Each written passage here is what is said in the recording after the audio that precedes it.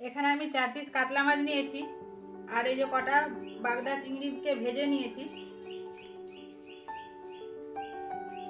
এই কাতলা মাছ আর চিংড়ি মাছ দিয়ে আমি চাটুই বানাবো। এটা বাঁকুড়া জেলেরই একটা রান্না। আর লঙ্কাকে কুচি করে নিয়েছি, একটা ছোট পেঁয়াজকে কুচি করে নিয়েছি, আর এখানে সর্ষে জিরে বেটে নিয়েছি, আর একটা টমেটো কুচি নিয়েছি। এই যে কড়াতে মাছ ভেজেছিলাম তার মধ্যে একটু তেল দিয়ে দিয়েছি। এবার রান্নাটা শুরু করি। চিংড়ি মাছের চাটুটা বানাতে শুরু করেছি। এবার পেঁয়াজ কুচিটা দিয়ে দেবো।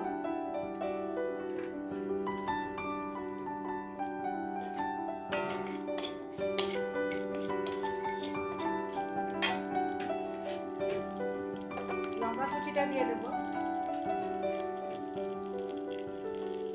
টমেটো কুচিটা দিয়ে দেবো।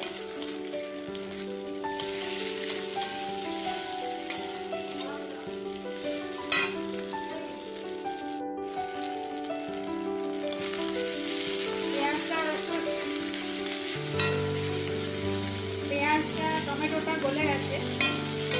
এরপর একটু আমি হলুদ দিয়ে দেবো। সর্ষে জিরে বাটাটা দিয়ে দেবো। 2 চামচ দেবো বাটাটা।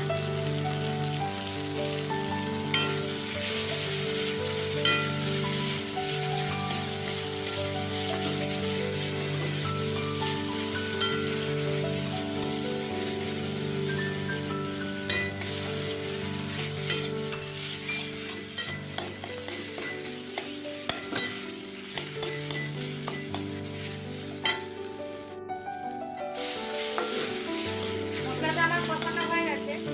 এরপর এই বাটিটা বাটি জল।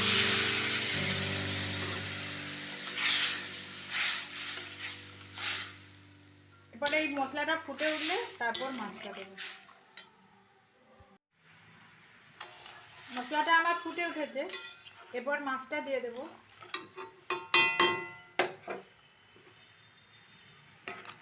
মাছটা ফুটে গেলে তারপর নুন দেব। মাছে কতটা নুন আছে দেখে তারপর নুন দেব।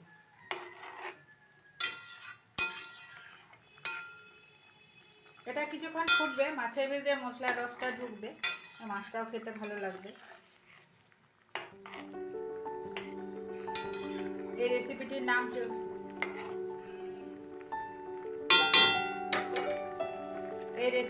নাম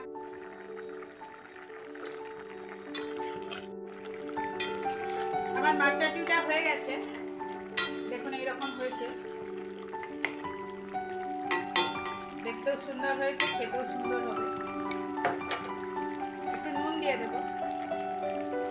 নুনটা কম হয়েছে, প্রথমে নুন দিইনি।